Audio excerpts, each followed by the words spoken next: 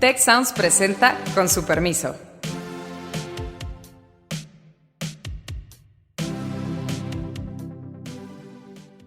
Con su permiso, soy Beata Voina y hoy vamos a hablar sobre historia en la política del presidente Andrés Manuel López Obrador. Dice, digamos, aborrecer a Porfirio Díaz y muchos están preocupados que se le parezca muchísimo. Gobierna de una forma intuitiva, sin tomar en cuenta muchas veces instituciones, hasta se puede decir que cuando le estorban las instituciones, las elimina. La implementación no le importa, la técnica no le importa, porque tiene la voluntad y la fe de su lado.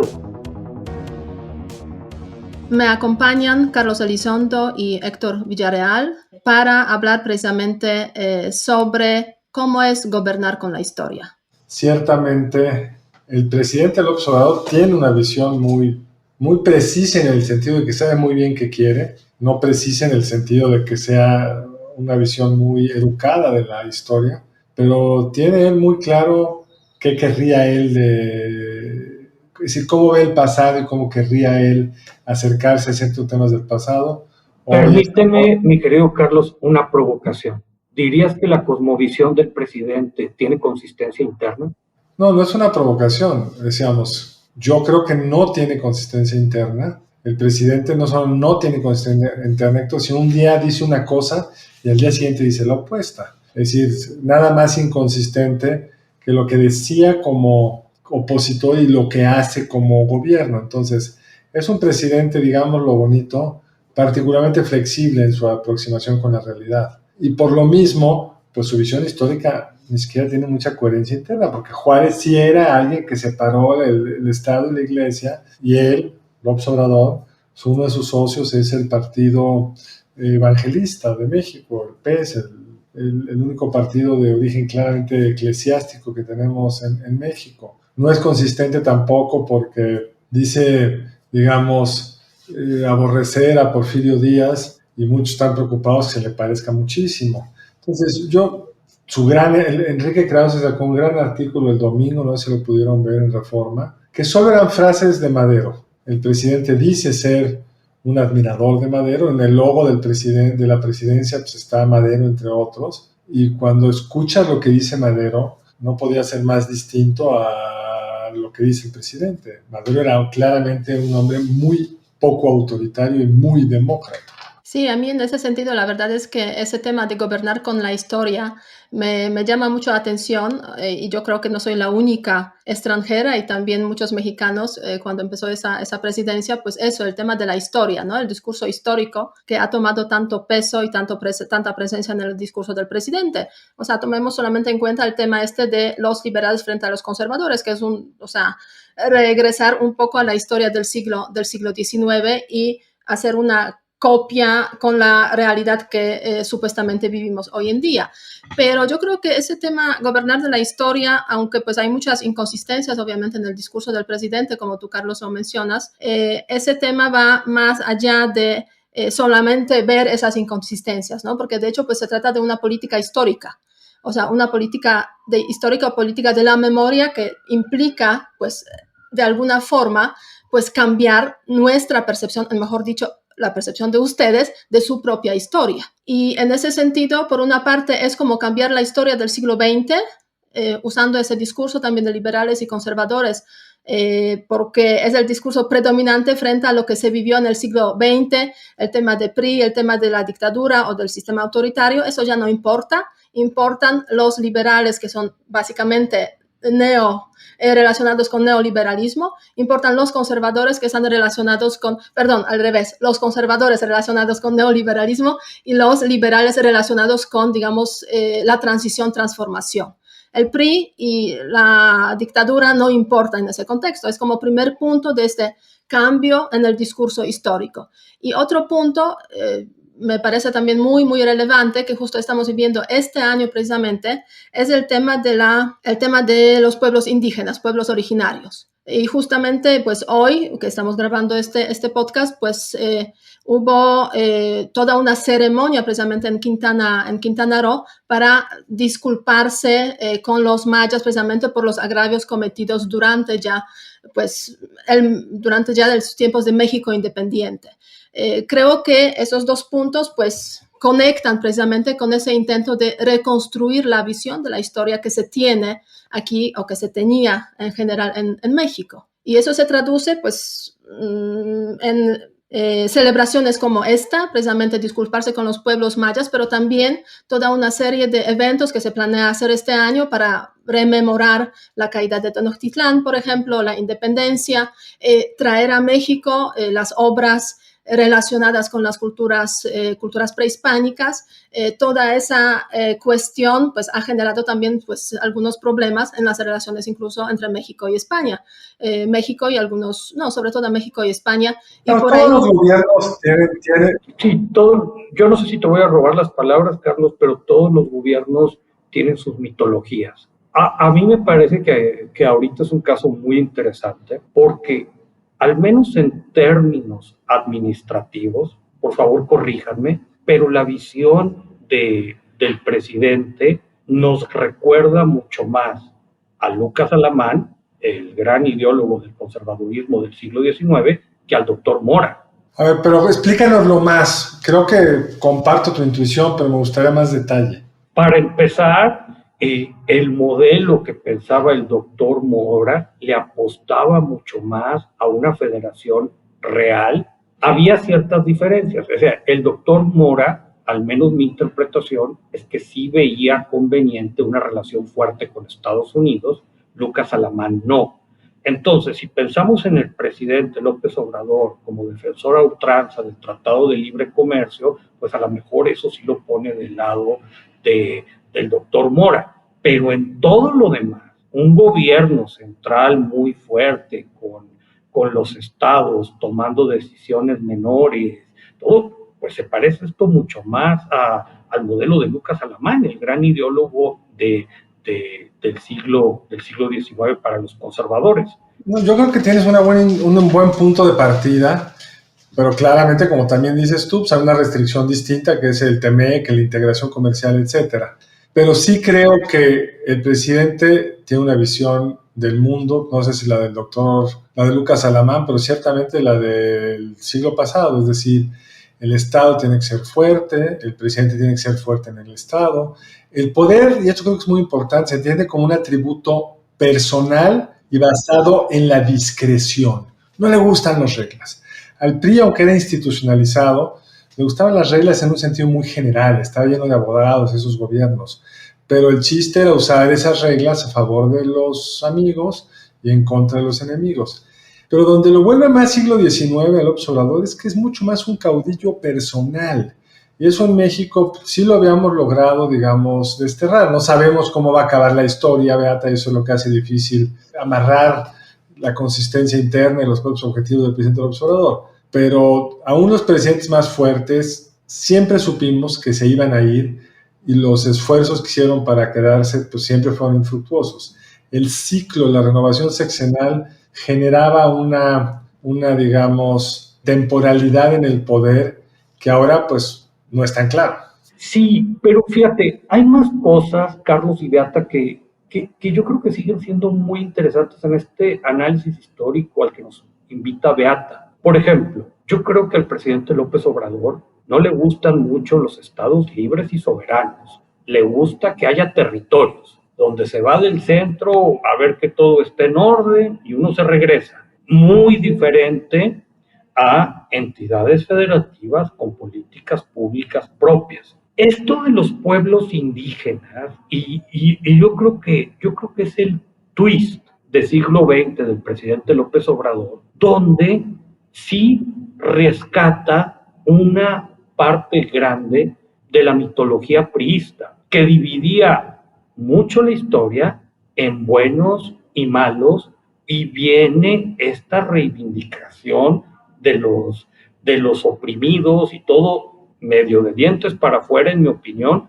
pero ahí está. Y el elemento siglo XXI del presidente López Obrador es que juega con estos sesgos cognitivos que en cierta parte de la población tienen mucho arraigo, la idea de que todo lo pasado fue mejor. En una versión muy caricaturesca, incluso medio con sabor a película de Pedro Infante, pero es muy recurrente también en los discursos del presidente. Me parece que sí, e incluso es el primer presidente, a diferencia de los presidentes priistas, creo yo, no abraza la modernización, cosa que Lucas Alamán se hacía, digamos. La estrategia de Lucas Alamán era centralista, proteccionista, pero creía que había que industrializar al país. Y de hecho probablemente tenía una mejor lectura de lo que era la política económica de Estados Unidos que la que tenía Mora, porque Estados Unidos fue muy proteccionista desde el punto de vista comercial, pues buena parte del siglo XIX, ¿no? Entonces, lo que a mí me cuesta más trabajo del presidente López Obrador es que no parece importarle modernizar al país. Es decir, no solo es que todo tiempo pasado fue mejor, que es una cosa muy típica del pensamiento conservador, pero incluso estos conservadores del siglo XIX que querían preservar la identidad católica mexicana, protegerse a los Estados Unidos, había una idea de que se podía construir un país más moderno, competitivo con los Estados Unidos desde su conservadurismo, sin la degradación moral que el liberalismo le genera al pueblo y que le hace perder la fe, etcétera, etcétera. Y el presidente López Obrador no parece tener eso. Y para mí el ejemplo dramático de esto es Texcoco, cancelar un aeropuerto en curso porque no le gusta, porque le parece mucho, para sustituirlo por quién sabe qué. Yo no había visto eso en toda la historia del siglo XX mexicano. Sí, es un punto yo creo que muy, muy interesante, muy importante, o sea, como que renegar de esa modernización y de avanzar, ¿no? O sea, aquí avanzar significa pues regresar a cómo vivíamos en el pasado, básicamente, y es una contradicción o sea, difícil de entender. Pero ustedes que han vivido, obviamente, han conocido a más presidentes mexicanos que yo, porque llevo aquí 7 años y algo, entonces me han tocado 2. ¿Hasta qué punto ese discurso histórico significa la ruptura con los discursos de esa naturaleza de los presidentes anteriores? Porque a mí me da la sensación de que es algo bastante nuevo, ¿no? O sea, con tanta intensidad hablar de historia y retomar toda esa historia precisamente en el discurso. Muchos presidentes han tenido esto. López Portillo se creía la reencarnación de Quetzalcóatl. Tenía un libro sobre Quetzalcóatl y cuando descubrieron el Templo Mayor hizo toda una reflexión sobre el pasado indígena de México, no sé qué tanto cuento. En fin, vas a encontrar a muchos presidentes con su visión de la historia. A mí lo que me sorprende de López Obrador es que no tiene, todavía en época del priismo, cuando se hacían los libros de texto, había como toda una retórica de que se analizaban las cosas, se discutían, se compartían. Estos libros de texto que dicen que están preparando de una forma colegiada, pero en tiempos como de 5 días, cada quien tiene que participar con las cosas, sin una verdadera estructura de diálogo con los profesionistas otra vez. No lo habíamos visto. Si no solo tiene una visión de la historia, sino tiene una visión de cómo se hace la historia, que se puede realmente improvisar. Mientras estén bien las bases ideológicas, no importa mucho que se diga. Yo creo que ese es, que en general es muy de López. A mí me sorprende qué claro tiene a dónde quiere llegar, pero qué poco le importan los detalles para llegar bien. Sí, yo creo que sí, es lo que estás comentando es interesante. O sea, yo no tengo esa visión tan larga en cuanto a mi experiencia en México, obviamente. Entonces, quizás me llamó más atención el tema histórico durante este gobierno de López Obrador, porque me asemeja mucho a lo que está pasando con el discurso histórico en Polonia. Con el gobierno actual, y no solamente en Polonia, en algunos otros países también europeos, por ejemplo Hungría, donde sí hay esas rupturas históricas, obviamente, esas reinterpretaciones de la historia, de identidad también nacional, a raíz de grandes acontecimientos, como por ejemplo transiciones democráticas, pero el último gobierno, que es gobierno conservador polaco, también está reinterpretando incluso la historia que nos parecía que todos conocemos, que es el tema de la solidaridad y Lech Wałęsa, con una crítica muy fuerte y muy profunda precisamente hacia ese movimiento y sobre todo hacia el personaje, ¿no? Y eso pues sirve obviamente para ciertos objetivos, o sea... Me parece que es bien interesante lo que está pasando en Polonia, que conozco muy poco, pero me da la impresión, corrígeme, que el presidente de Polonia es un verdadero outsider, es decir, es un hombre que estuvo fuera del sistema durante el comunismo, que ha sido, digamos, lo que López Obrador lo vuelve muy particular es que era un priista, o sea, no es alguien que, es decir, no, él fue parte del establishment político hasta hasta fines del sexenio de la Madrid. No en grandes puestos, porque no había tenido fortuna política, pero pues era un funcionario de la Procuraduría Federal del Consumidor, como tantos otros funcionarios del gobierno mexicano en puestos medianos, altos, con ambiciones políticas. Y la ruptura con el PRI fue, pues, primero porque no dio una candidatura, y yo creo que luego se fue construyendo este argumento de nacionalismo revolucionario versus liberalismo, con una cosa que no sé si compartan, pero la apertura económica no se hizo por diseño ideológico, se hizo por necesidad. Si uno ve lo que escribía Salinas en el sexenio de la Madrid, pues era nacionalista revolucionario como cualquiera. En el sexenio de López Portillo, cuando era un funcionario menor y escribía en el Excelsior de vez en cuando, o en el Universal, pues tenía una retórica muy del nacionalismo revolucionario. Pero la crisis del 82 rompió todos los parámetros y obligó a repensar qué queríamos del país. Para mí lo raro de López Obrador es que no hay una crisis económica que te obligue a repensar el modelo económico. Incluso pues no hay una crisis política. Él llegó en medio de una elección vigilada, democrática, legítima, sin problemas. Lo que hay es un serio problema de corrupción, un serio problema de inseguridad, un serio problema de falta de crecimiento, pero en la discusión del observador no hay nada para resolver eso. Son sus propias obsesiones con la historia, pero no es repensar qué necesita México para este momento. Como en su momento, digamos, el hoy primer ministro de Hungría empezó como un gran liberal repensando qué hacer después del comunismo. Luego se le ocurrió que era más rentable políticamente, y a lo mejor hay ciertas circunstancias que no entiendo, volverse un nacionalista de la gran Hungría. Pero en López Obrador yo no veo un intento de... Él diría que sí, lo que decía el embajador de Estados Unidos. Él cree que basta no hacer nada con el crimen organizado, basta repartir dinero para que no haya tentación para irse con los sicarios, pero no estamos viendo ningún resultado en ese sentido.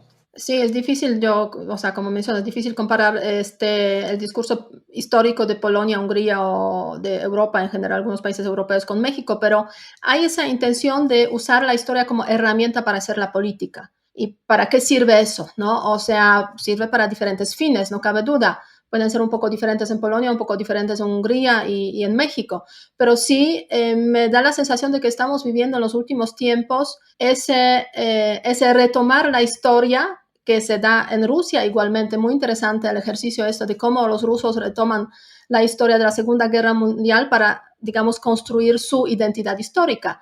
Y en México, pues también de alguna forma estamos viendo precisamente ese proceso que quizás no todos lo tomamos tan en serio o con tanta, digamos, intensidad o con tanta atención, pero no cabe duda, a mi modo de ver, que sí hay una reinterpretación precisamente de la historia, intento de pues educar a los jóvenes de acuerdo pues con ciertos mitos que tiene esa presidencia, y en esos mitos hay uno que fue eliminado y que sí existió en las presidencias anteriores, que es el tema del PRI, que ya no es el malo de la película, básicamente. Claro, porque hay esa conexión entre el presidente actual en su, digamos, juventud con ese partido político. Entonces sí me da la sensación, una ruptura también fuerte con las élites intelectuales mexicanas, que para las cuales el tema del análisis precisamente del sistema autoritario relacionado con el PRI, la lucha por la democratización, pues, o sea, es uno de los focos de atención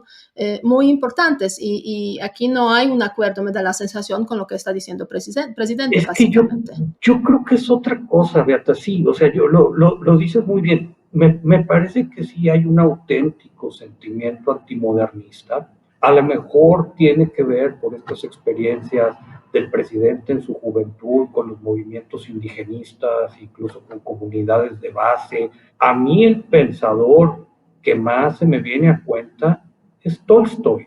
O sea, yo creo, y lo habíamos comentado en alguna ocasión, yo creo que es un presidente tolstoyano, que cree mucho en la bondad del campo, en el hombre que lleva una vida sencilla, que una democracia que es muy de comunidad de base, que está muy alejada de técnicos, de intelectuales, y su moneda de cambio es el voluntarismo político, donde por la fe y el control político se pueden hacer las cosas para servir a la persona sencilla. La implementación no le importa, la técnica no le importa, porque tiene la voluntad y la fe de su lado.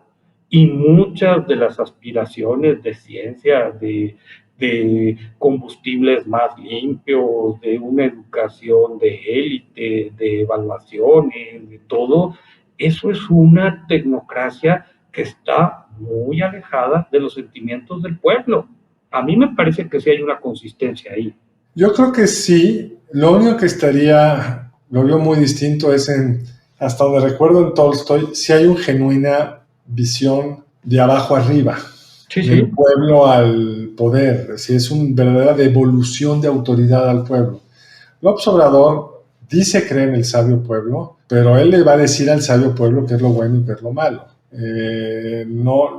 No hace ejercicios deliberativos verdaderos en ningún lado, no ha creado estas comunidades de base donde se expresen de abajo arriba, hay mecanismos de integración, de reparto de lana, e incluso esta aparente desconfianza en la democracia liberal, en el sentido de que a él le importa más la justicia que la ley, le importa más lo que él dice que el pueblo es, que el voto real, vigilado, propio de una democracia representativa. Pero también, Carlos, yo creo que es un hombre que anduvo más de 12 años de campaña quemando suela por todo el país en lugares muy recónditos. Y yo creo, en mi interpretación, que eso sí está presente en su gobierno. Sí, totalmente. El presidente conoce a la gente y la gente lo conoce.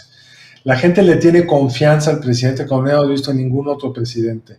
Ha ido a lugares como candidato, como presidente, que no había ido ni el Servicio Postal Mexicano, nadie. Y eso es una gran fortaleza del presidente, sin duda. Pero en su visión de qué hacer, es lo que él cree que hay que hacer. No les pregunta qué quieren que haga. Sí, eso, este buen hombre, como dicen, gobierna de una forma intuitiva, sin tomar en cuenta muchas veces instituciones. Hasta se puede decir que cuando le estorban, pues... ¿Se puede decir? Hasta, no se puede decir, se dice, es así, ¿no? Cuando le estorban las instituciones, pues efectivamente hasta las elimina, ¿no? Así directamente, lo cual pues está terrible, tomando en cuenta el sistema democrático o la democracia liberal que se supone estamos intentando mantener con ciertos equilibrios. Pero sería precisamente la superreivindicación del PRI de los 70 de la que nos habla Carlos. Yo creo que también ahí hay consistencia. Sí, sí. Hasta me da la sensación que no le importan los resultados de su gobierno, porque si vemos los resultados, pues están bastante alejados de las promesas que dio durante la campaña y durante muchos años de varias campañas que tuvo ocasión en las que tuvo ocasión de participar. Y a raíz de eso, me gustaría retomar la pregunta de la semana pasada que justamente hicimos sobre el tema económico. ¿Usted considera que las expectativas para la economía mexicana a corto plazo son positivas, negativas o muy inciertas? Tenemos 62% de respuestas de las personas que consideran que las perspectivas son negativas, 30, casi 2% muy inciertas y solamente 6% que son positivas. Y estamos a pues unos 30 días antes de las elecciones y con los resultados que veremos hacia dónde nos va a llevar precisamente en este mundo incierto y con el presidente que sigue jugando en ese contexto con la historia, usando los argumentos históricos y participando este año, a lo largo de todo este año, en diferentes eventos que tienen como objetivo precisamente pues reconstruir la historia un poco, reescribir esa historia, como precisamente en el contexto de la visita a Quintana Roo y la disculpa ofrecida a los mayas. Y a raíz de eso también una pregunta para esta semana, para que nos respondan si van a participar en las celebraciones históricas planeadas para este año. Hay muchas en relación con la independencia, con la caída de Tenochtitlán. ¿Les parecen esas celebraciones oportunas, no oportunas? ¿Van a participar sí, no, o simplemente no les importan? Y para cerrar, Carlos, Héctor, a ver si tienen algún comentario final para este podcast. Yo quiero decir algo, Beata. A mí me parece que ante estos resultados muy magros, en mi opinión, en 3-4 variables claves, pero este presidente al mismo tiempo muy querido, o al menos eso nos dicen las encuestas, por amplios segmentos de la población, a mí me interesan mucho los resultados de la elección intermedia y ver si hay diferenciación por distritos, por estados, por zonas en el país, cómo este mensaje del presidente y su efectividad en términos de políticas públicas, cómo va a ser revalorizado. Y también creo que tiene mucho de irónico que con una oposición tan débil, básicamente toma sabor a referéndum esta elección. No es el presidente contra alguien más, es el presidente y su modelo contra sí mismo. Y me parece que va a estar muy interesante.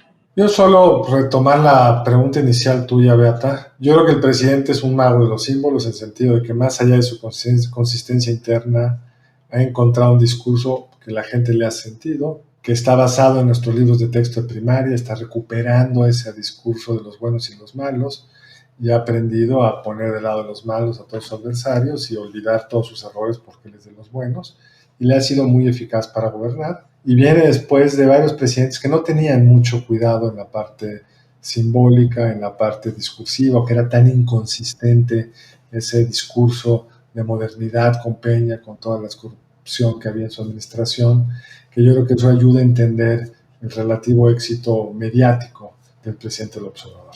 Y con esos comentarios cerramos el capítulo de hoy de nuestro podcast, con su permiso, reflexionando precisamente sobre el país donde el presente se convierte en la historia y la historia se convierte en el presidente. Vemos hacia dónde nos llevará esa historia esta vez. Muchas gracias, síganos, comenten. Aquí estamos en una semana. Hasta luego. Si quieres conocer más sobre el comercio y los negocios, te invitamos a escuchar Territorio Negocios, el podcast en el que hablamos sobre las nuevas tendencias de innovación, emprendimiento, finanzas y liderazgo en México y en el mundo. Escúchalo en Spotify, Apple Podcast y Google Podcast. Muchas gracias al equipo del Tecnológico de Monterrey y de Tech Sounds. Productor ejecutivo de Tech Sounds, Miguel Mejía. Asistentes de producción, María Guadalupe Monroy y Marcela Amezquita. Productoras de Con su permiso, Luz María Ávila y Cintia Coca. Diseño, Ángel Gómez y Daniela Solís. Postproducción, Max Pérez. Les invitamos a escuchar el siguiente episodio de Con su permiso y el resto de programas de Tech Sounds en los canales de su preferencia.